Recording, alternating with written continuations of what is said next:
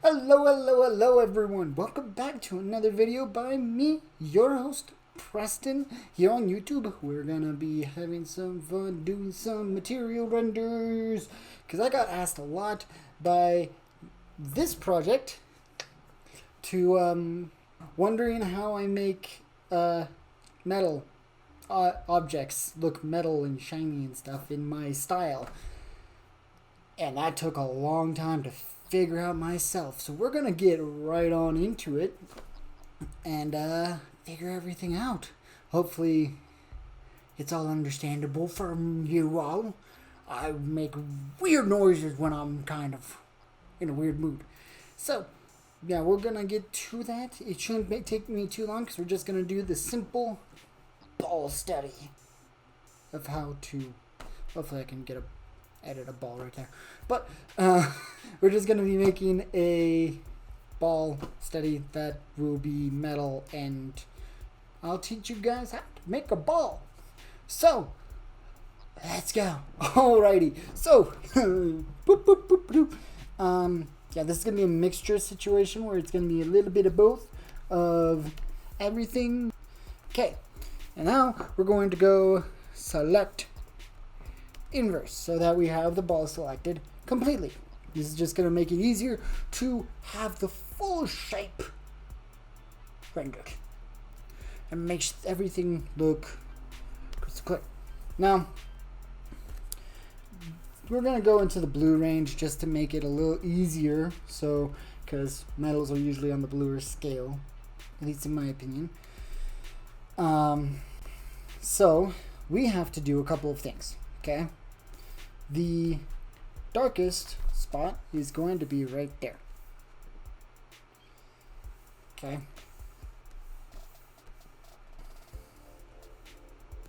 So this is where the darkest is going to be. And then the reason I put it into this shape is because the ball is going to make it rounded right about here. Okay.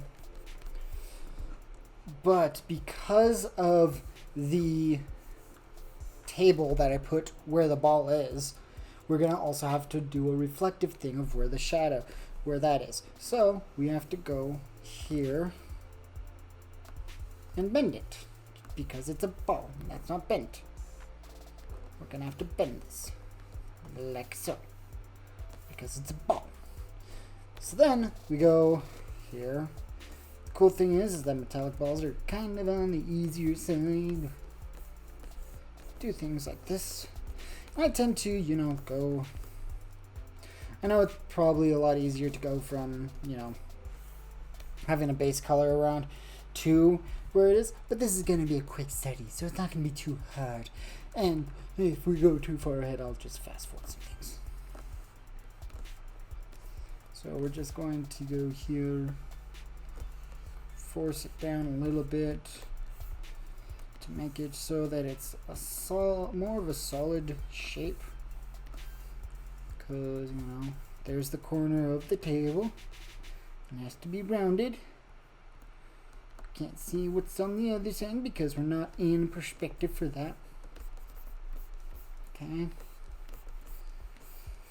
and since this point is right here, we have to add just a little bit right there, and then add a little bit more of that right there. And this is, you'll see why I'm doing this later, but it's because the ball is, even though the ball is metal, it's still going to produce a shadow, and with that shadow it's going to be a little bit on the interesting side of things.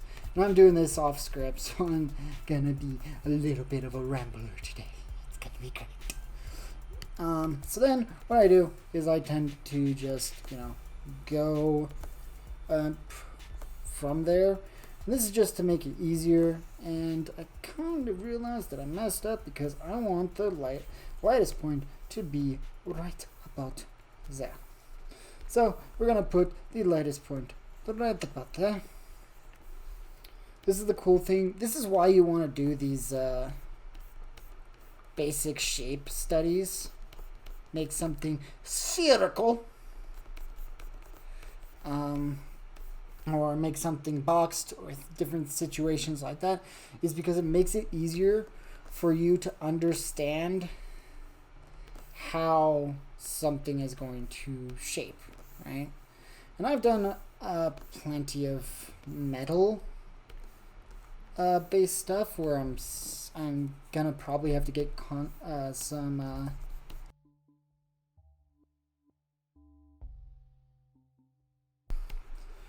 so we're just going to fix this up a little bit more.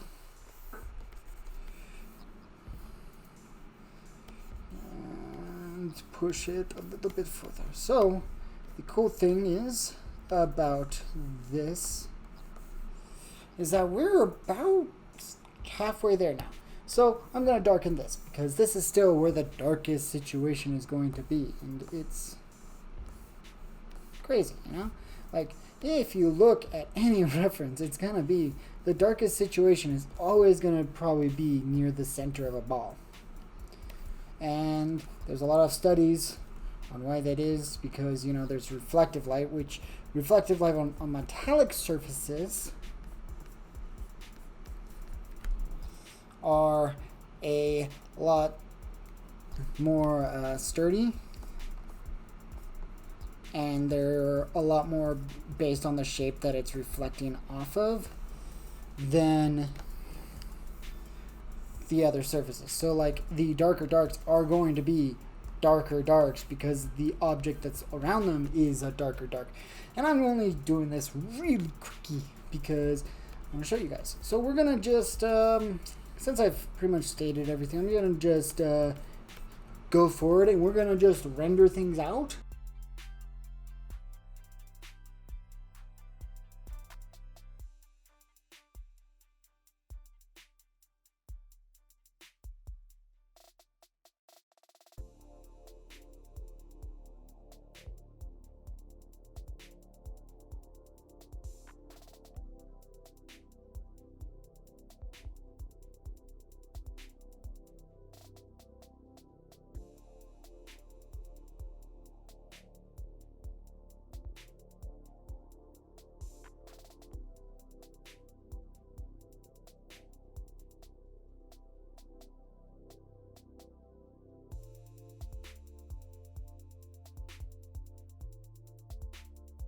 Alrighty, so we're going to be getting this pretty close to being done here. I'm just going to be adding some shadows to it. Got to get those nice little gradients. And since I put a lot of the emphasis right here, it makes it easier because I can now follow where I put these shadows. And it's supposed to match as closely as possible, the closer it is to the shape. And as long as I can do that, I think I did pretty well with just eyeballing it without doing the outside thing first. Yeah, wow, I did really well. But we're going to do that. I'm going to add some more minor details, and then we will get another little thing, and then I'll talk about it at the end, and hopefully you guys all enjoy what you are watching, because this is just a render tutorial just to show you how, and then do a sped up process of what it is. It's supposed to be something easy, quick, simple, something that you can practice at home. I want to have more people be able to render metals. It took me a while to figure out because there's not actually that many metal rendering. There's, you know, the normal rendering that's out there, but there's not so much on the normal ball rendering. So this is a video for that. It's gonna be a little bit of a longer video than what I normally do, but hopefully you guys enjoy what you're seeing, and we will see you guys at the. I'll talk to you guys at the end. Actually, before I go, before I get into the full nitty-gritty of this rendering of the shadow and adding some minor details, you have to remember when it comes to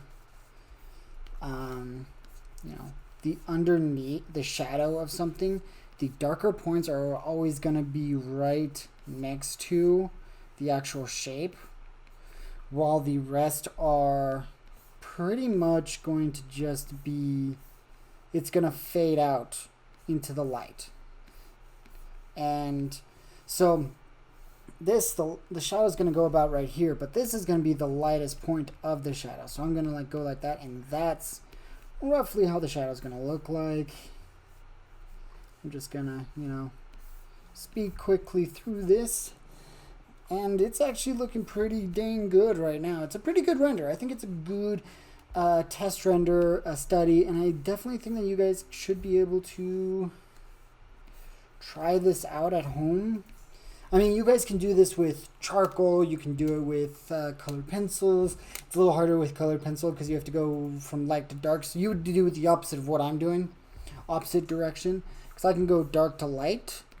Other mediums that you can go dark to light with, and different ways like that. This is just to let you guys know that you can always just do studies, test out your skills.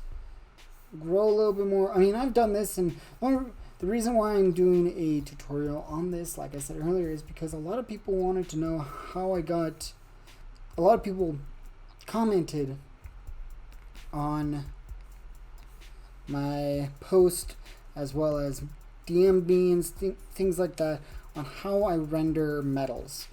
And I don't know, I have a style to mine, but it always comes down to the base of, the ball and the rendering. And it makes it nice to at least practice this every so often. So this is kind of a win-win for me. I get a video in this, you guys get to learn, and I get to practice. I used to try to do one of these, at least the different material. You can do this with any material as long as you got the reference. And I mean, get a 3D program, upload it, things like that. You can do this pretty simple. So yeah, this is just, like I said, it gets darker the closer it is. So like right here, it's gonna get super dark, but I also have to make sure that this is the darker side of the shadow.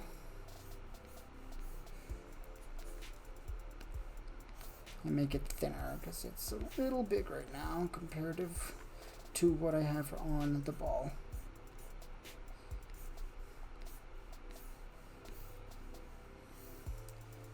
That's one thing I would recommend not doing, is doing what I'm doing it backwards. Try to do the shadow first if you can. I would recommend that a lot more. But learn from your mistakes, grow from it, be a better artist. 'Cause that's what we're here for, right? We're all here to be better artists. Right. I mean, the first time that I've done one of these was with charcoal, so it's definitely something interesting. And let me know if you guys like this type of format where it's just kind of me working on something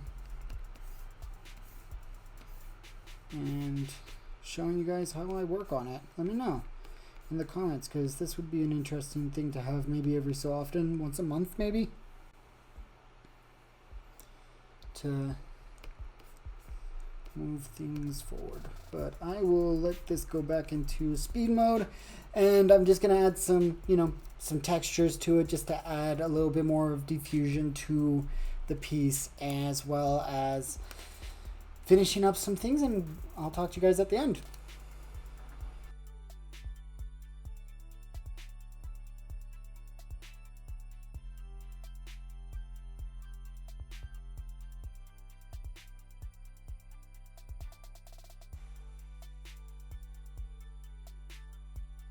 Alright, so there we have it. This is just, something easy, just a study, test, tutorial situation where you guys can learn a little bit more on how to do rendering of metallic structures.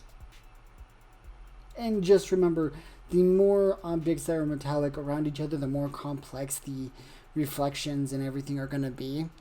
Definitely get references, definitely work things out. But yeah. So anyways, that was the video. The winner, we gotta announce the winner for this. I'll, one moment as I get that winner. We're gonna just snap forward. All right, so just before don't forget, this piece, the one that I was telling you guys about last week, the comment with, I will choose a random comment from below in the last video, would get this. Now the winner for that is Hannah Hodges. Yay! I did a random raffle and that's who it came out. Message you for where to send this when we get there. But thank you everyone for watching. Again, please, there's other places as well to check out for your videos. Check out Proco. He does a very good job on how to make your digital paintings look more traditional in this sense. I'm kind of have a middle ground about that, so that's my personal opinion. And there's definitely other ways to change and how to render out Mendels. But I definitely hope that you all enjoyed what you saw, and I hope to see you all again next time. Thank you so much for watching my video today. If you liked what you saw, please like, comment, subscribe to help the algorithm out. Don't forget to hit the bell. If you want to see more of my art, check out my Instagram and Twitter. Also, if you want to be a part of the process, join me on Twitch on Mondays through Wednesdays, 7 p.m. Pacific Standard Time. And if you want to support my art, please join my Patreon. Check out my store in the links below. Thanks again, and have a great rest of your day. Bye.